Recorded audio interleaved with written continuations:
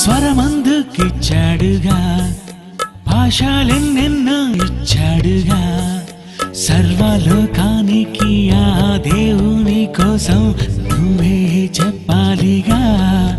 నీకు స్వరమందుకిచ్చాడుగా, భాషలెన్నెన్నో ఇచ్చాడుగా, సర్వలోకానికి ఆ దేవుని కోసం అధికార పక్షము ఎవరుంటారనేది ఆ దేవుడు నిర్ణయిస్తాడు.